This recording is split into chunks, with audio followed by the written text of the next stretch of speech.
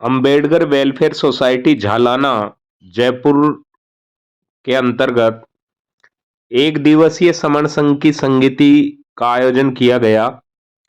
यह समण संघ की संगीति 1 जनवरी 2023 को आयोजित की गई, जिसमें सभी सामाजिक संगठनों को इकट्ठा करने के उद्देश्य से इकट्ठा करने के लिए उनको इकट्ठा किया गया।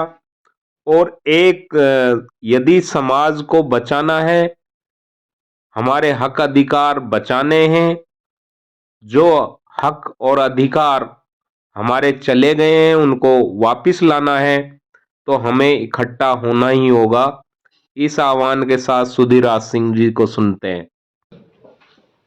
और तीनों में खूब ठंडी है और तीनों अलग अलग अम्बेडकर जयंती मनाते हैं और तीनों को पैसा मिलता है और तीनों नहीं पूछते कि अलग अलग क्यों मना रहे हो, पूरे एक होना चाहिए।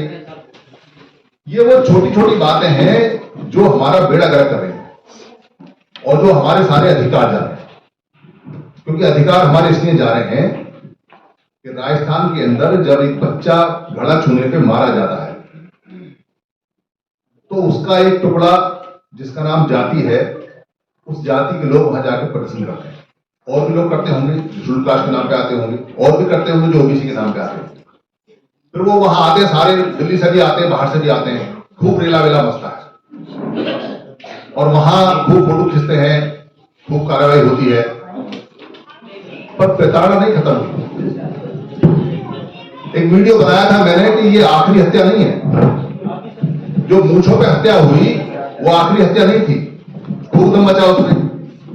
उसके बाद जो बच्चा घड़े से मारा गया उसके चाचा वाचा की पिटाई हुई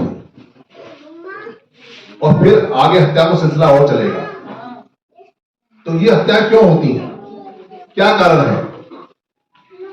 सिख 2 करोड़ हैं, उनका बच्चा अगर यहां एक पगड़ी बांध के आ जाए, किसी की हिम्मत नहीं जो उसको छू ले। यहां की तो बात छोड़ो, कनाडा अमेरिका में एक अंदर जाता है, पगड़ी पर अगर हाथ लगाता है तो इंडियन गवर्नमेंट को उसको प्रोटेक्शन देनी पड़ती है।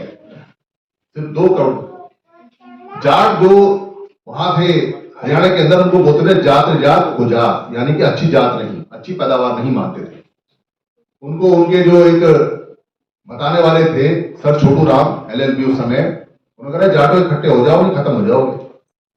जाट इकट्ठे हुए, बस इकट्ठे तो हुए, अनपढ़ थे और उस समय उनके खेतों में पानी भी नहीं आता था और वो खेत भी सब उनको वैसे ही मिले हुए हैं, कोई कागज बागज नहीं उनके पास में, और वो इकट्ठे हो गए। इकट्ठे होने के बाद में उनका संघ बन गया, वो लोग सत्ता ले ली, वो पढ़ने लगे।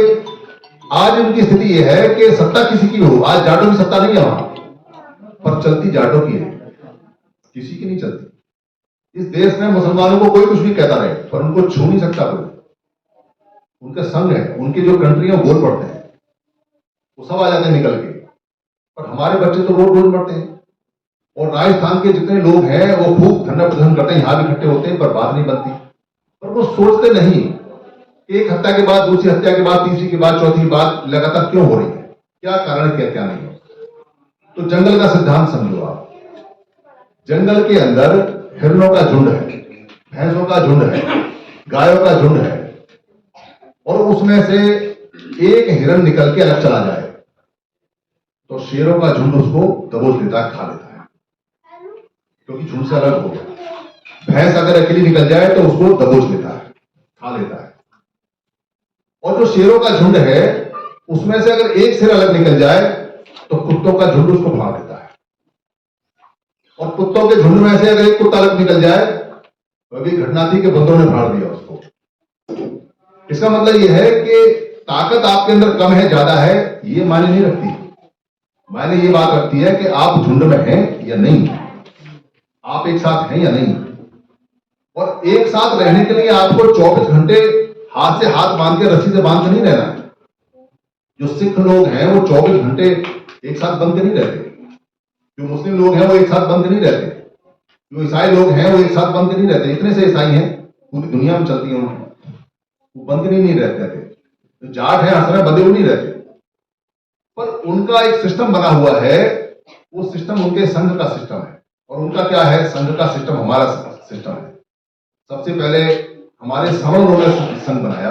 बुद्ध खुद कहते हैं कि जो लोग सन्निपात बाहुल यानी कि सन्निकट बैठे रहेंगे, साथ साथ बैठे रहेंगे, बड़ी संख्या में बैठेंगे, 7 दिन के अंतराल पर बैठेंगे, उनके बच्चे नहीं मर सकते, उनका कोई नुकसान नहीं हो सकता। ये परंपरा हमारी पुरानी परंपरा रही है एक साथ बैठने की। बाबा साहब ने इसको बहुत अच्छी तरह समझा और बताया, पर हमारे लोगों ने जल्दीबाजी दिखा दी। कुछ पैसा आने लगा, काम वाम हुआ नहीं, तो उस पैसे ने हमारा बेड़ा गर्क कर दिया जो हम चंदा देते हैं। हमारा सबसे बड़ा नुकसान जो किया है हमारे अधिकारों का, हमारे बच्चों का, और हत्या के लिए जिम्मेदार है हमारा चंदा। चंदा देने से संगठनों की बाढ़ आ गई और कंपटीशन होने लगा कि तू ज्यादा चंदा लेगा या तू ज्यादा देगा, और कोई चंदे का हिसाब देता नहीं। आप चंदे का हिसाब ले भी नहीं सकते। क्यों नहीं ले सकते? क्योंकि कोई भी संगठन लोगों से पूछ कर नहीं बना। डॉक्टर साहब कोई संगठन बता दो मुझे जो लोगों से पूछ कर बनाया। 29 लाख संगठन लोगों ने अपनी मर्जी से बनाए। कमरे के अंदर दारू के पैक लगाते हैं 3 और कहते हैं साले साहब तुम तो हो कैशियर और जीजाजी तुम हो गए आज से जनरल सेक्रेटरी और मैं हो गया प्रधान, और बस रजिस्ट्रेशन तैयार है और हमने संगठन बना लिया और ये पर्ची हो गई। क्या उद्देश्य है क्या नहीं है कोई नहीं पूछता। उन्होंने पैसा इकट्ठा करा, कार्यक्रम लगाया, कार्यक्रम लगाने के बाद उनसे को हिसाब दो। अरे तुम्हारे पिताजी का संगठन है ये, हमारे जीजा जी का संगठन है, हम तो आते साहब कहते वो प्राइवेट संगठन है, आपसे पूछ के बनाया जो आपको हिसाब देंगे। बहुत ज्यादा तो आपसे करेंगे आपने कितना चंदा दिया है, कह रहे हमने तो 500 रुपए दिए, थोड़ा 500 आपको मुंह पे मार देंगे पर अपना धंधा नहीं खराब करेंगे। और जब जीजा साले में तकरार होती है तो जीजा जी तुम तो 2 पैक ज्यादा लेंगे और ये तो चंदा यहाँ इतना आया था इतना नहीं है, तो जीजा जी कहते आज से तेरा संगठन अलग और मेरा अलग। 29 लाख ऐसे बने। हर संगठन के पीछे पद पोस्ट पैसा झगड़ा रहा है, पर कोई नहीं बताएगा आपको, कोई नहीं बताएगा, क्योंकि कौन अपनी दुकान की कमियां बताता है। दुकान खुलती है तो एक दूसरे के सहयोगी हैं। अभी बामसेव का एक संगठन टूटा अभी 6 महीने पहले, जो मेसराम साहब वाली बामसेव थी उसके जो कार्यकर्ता थे, क्योंकि मैं इनको सबको बहुत अच्छी तरह से जानता हूं, मैंने लगभग सब जगह काम किया है। मातंगी हमारा साथी था, अभिराम वाली की साथी था, ताराराम मेहरा के साथी था। किसी को यकीन ना हो तो मेरे फेसबुक वॉल पे ताराराम मेहरा के साथ, अभिराम के साथ में, मेसराम के साथ में फोटो है। तो ये लोगों ने संगठन बनाया और वहां करोड़ों रुपया इकट्ठा हो गया। उस रुपए का जो मालिक है, क्योंकि पंजीकरण वहां पंजीकरण करा रखा ना, साहब काशराम ने तो पंजीकरण नहीं कराया था, संघों के पंजीकरण नहीं होते, उन्होंने कराया। तो उसका अकाउंट का मालिक मेसराम साहब है। तो 21 करोड़ रुपया बहुत बड़ी अमाउंट होती है और वो हम सबसे इकट्ठा करके आया और बंटवारे में झगड़ा हो गया, नई बात बनी, जमीनें भी खरीदनी है, प्रॉपर्टियां भी खरीदनी है, वो भी एक ही नाम से है, वहां झगड़ा हो गया तो वो टूट के 2 हो गए। पर आपको हमको कोई नहीं बताता कि हम टूटे क्यों, पूछ लो उनसे।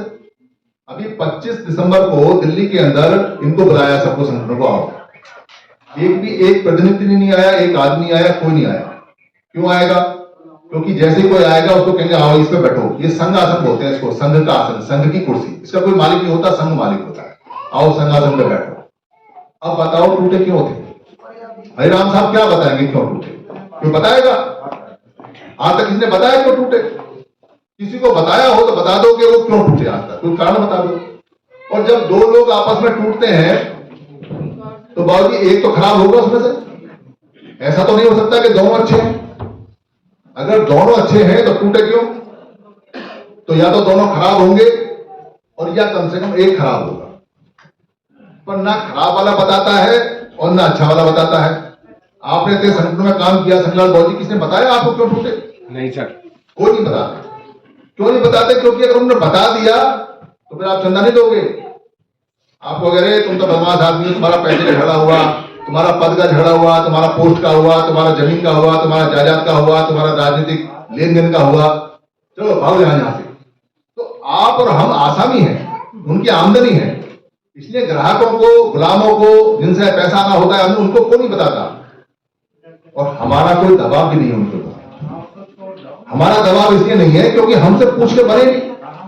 अगर हमसे पूछ के बनते तो हम पूछते, बताओ भाई क्या संगठन बनाना है, तो कोई आदमी आके कहता हमको राजनीतिक पार्टी बनानी है, तो समाज कहता बना लो भाई, बाबा साहब ने कहा राजनीति करनी है, करो। फिर दूसरा आदमी आता, वो कहता मैं ही राजनीतिक पार्टी बनाना चाहता हूं। तो उससे ये पूछते पहली वाली राजनीतिक पार्टी का क्या हुआ भाई, वो बताता कि खराब है या अच्छी है, तो उसको बुला के संघ पूछता, सारे लोग पूछते अरे तेरी पार्टी में क्या खराबी है बता सबको, पर दूसरी पार्टी नहीं बनने देते। हम में से यहाँ जितने लोग बैठे हैं, कौन ये चाहेगा कि हमारी हजारों राजनीतिक पार्टियों, हजारों सामाजिक संगठन हो, हजारों धार्मिक संगठन हो, हजारों आर्थिक संगठन हो, हजारों सरकारी कर्मचारी संगठन, कोई चाहेगा? एक सिंगल आदमी ऐसा नहीं मिला आज तक पिछले 18 महीने में जो ये कहता हो कि हमको अलग अलग चाहिए संगठन, या अलग अलग राजनीतिक पार्टी चाहिए, या अलग अलग हमको सामाजिक चाहिए। हर आदमी के अंदर से ये इच्छा है कि एक हो जाओ भाई, एक हो जाओ। आज भी यहाँ 5-7 जो लोग थे, उन्होंने एक आखिरी एक हो जाओ, एक हो जाओ, एक हो जाओ, पर एक होने वाले नहीं आते। तो आपको पूछना चाहिए, हम तो पूछते ही हैं, क्योंकि संघ में आप भी उतने ही वजन के बराबर के हकदार हो। आपने 200-200 रुपए दिए हैं, आप सारे ऑर्गेनाइजर हो। इसका ऑर्गेनाइजर जो होता है वो संघ होता है, और संघ लोगों से मिलकर बनता है। इसलिए जिस कुर्सी पर आप बैठे हो उसका किराया भी आपने दिया, जो खाना खाओगे वो भी आपका है, जो यहाँ होता है उसकी जिम्मेदारी भी आपकी है। अच्छा होगा तो भी आप जिम्मेदार हो, खराब होगा तो भी जिम्मेदार हो। ये संघ की जितनी संगति लगती है वो संघ की होती है, व्यक्ति की नहीं होती है। इसलिए यहां पर संघवाद है। जो भी काम है वो संघ करेगा, संघ के लिए करेगा, संघ के द्वारा होगा, बाय द संघ, फॉर द संघ, ऑफ द संघ, संघ के नियम है। इसलिए ये व्यक्तियों पर नहीं है। आप ये कहो कि जी यहां कोई बोल के चला के जिम्मेदार हुआ है, भाई वो संघ ही है। अगर कहीं फेलियर होता है तो पूरे संघ का है, और अगर कहीं कुछ पास होता है तो पूरे संघ का है। यहां संघ का ही चलता है, संघ के अलावा किसी का चलता ही नहीं है। इसलिए ये सारी बातें कभी कोई नहीं कहेगा कि पूछो, कौन कहेगा? हमको जो सिखाया गया अभी तक, वो क्या सिखाया गया? एक अध्यक्ष होगा, एक जनरल सेक्रेटरी होगा, एक उसका कैशियर होगा, कुछ दलबल के लोग होंगे, संगठन बनेगा। ये एक एक व्यक्ति वाला सिस्टम हमारा नहीं है। हमारा सिस्टम मनुस्मृति पर आधारित नहीं है, ये मनुस्मृति का सिस्टम है। एक राजा होगा, एक उसका कैशियर होगा, एक उसका अध्यक्ष होगा, वही संगठनों में चलता है। एक प्रधान, एक कैशियर, एक सचिव, और एक ये, और बाकी लोग जो हैं हमारे जैसे, वो क्या करेंगे, बस चंदा दो, और सुनी किसी की नहीं जाएगी। डिसीजन बंद कमरे में होंगे, कोई पब्लिक से नहीं है। आज तक जितने भी संगठन उनका ओपन चुनाव नहीं होता, और किसी का अगर ओपन चुनाव पे होता है तो फिर पूरी पार्टी पॉलिटिक्स और पैसा चलता है पूरा, और उसके परिणाम नहीं आते। बस वो लड़ते ही रहते हैं आपस में, पर वो इकट्ठे होकर काम नहीं करते, दुश्मन हो जाते हैं, एक दूसरे के बैरी हो जाते हैं। संगठनों में चुनाव के नाम पे एक दूसरे की कत्ल करने को तैयार रहते हैं कि अगर इसने जीत गया चुनाव तो इसको काम नहीं करने दूंगा, फिर वो काम नहीं करने देगा। तो संघ की भावना ऐसी नहीं है। संघ के अंदर विरोधी विचारधारा नहीं है, संघ के अंदर सिर्फ संघ की विचारधारा चलती है। विरोध हमारा उनसे है जो सम नहीं है, और उनसे विरोध हमारा इसलिए विरोध नहीं है कि हम उनके विरुद्ध हैं या कुछ प्रदर्शन करेंगे या धरना करेंगे। सिर्फ उनसे ये विरोध है हमारा कि वो लोग समर संघ में नहीं आ सकते। समर संघ समर लोगों के लिए है, समर लोगों के लिए काम करता है, by the summer, for the summer, of the summer, बस इतना है। कोई आना चाहे गवर्नमेंट तो नहीं आ सकता। इसका पहला नियम है केवल समर ही आ सकता है, और कोई नहीं आ सकता। समना समनी बस वही आ सकते हैं। ये जो छोटी छोटी बातें हैं जो हम नहीं पूछते हैं, इस कारण से हमारे बच्चों की जान खतरे में आ रही है। हमारे पास जमीनें नहीं है, हमारे पास फैक्ट्री नहीं है, हमारे पास इंडस्ट्री नहीं है, हमारे पास में विदेश के अंदर लोग नहीं है हमारे, क्योंकि हम विदेशी नहीं है। जो लोग विदेशी हैं उनके विदेशों में रिश्तेदार होते हैं, पर हमारा विदेशों में रिश्तेदार नहीं है। कोई इक्का दुक्का गया होगा तो गया होगा नौकरी करने, बाकी नहीं है। जड़ें नहीं है हमारी वहां, जड़ें हमारी यहाँ है। और हमारे पास में पैसा भी नहीं है, और हमारे पास में पॉलिटिकल सिस्टम भी नहीं है। तो हमारे पास में हमारे बच्चों के लिए जो एकमात्र चीज थी, जो कुछ छन के हमारे पास आई, वो थे बाबा साहब जो अधिकार लाए, वो कि हम कुछ सरकारी नौकरी कर लें और 2 पैसे कमा के अपने बच्चों को पेट पाल लें। वो भी चली गई। वो जो हमारी प्रोटेक्शन थी आरक्षण का, वो भी चला गया। आरक्षण खत्म नहीं हुआ, पर सीटें खत्म हो गई। सीटें नहीं है। हमारे पढ़े लिखे बच्चे घरों में सड़ रहे हैं, उनको मजबूर किया जा रहा है कि वो कोई और काम करें, और कोई और काम किया, वो जो गंदे काम जो हमने कभी किए नहीं, वो गंदे काम दोबारा से करने के लिए हमसे करने की कोशिश की जा रही है। तो हम क्या करें? हमारे पास में सिर्फ एक रास्ता है, और वो रास्ता है कि हम जितना जल्दी हो सके उतनी जल्दी इकट्ठे हो जाए। इकट्ठे होने की कोई कंडीशन बाबा साहब ने दी नहीं। बाबा साहब ने ये नहीं कहा कि इकट्ठे होंगे तो नेता की आवश्यकता है। जब उन्होंने कहा कि ऑर्गेनाइज है, तो बाबा साहब की कंडीशन नहीं है कि नेता के पीछे इकट्ठे होना है। 2 अप्रैल को आपने बाबा साहब की बात मानी और आप बिना नेता के इकट्ठे हो गए और अपना एक अधिकार बचा लाए। इकट्ठे होने के लिए जरूरी नहीं है कि आपके पीछे कोई IPS या IAS खड़ा हो, कोई बड़ा आदमी हो, उसकी जरूरत नहीं है। क्योंकि जो संविधान है उसमें लिखा हुआ है कि उसको लोग चाहिए। वो लोग कैसे हैं उससे इससे मतलब नहीं है। उसको 51% लोग चाहिए।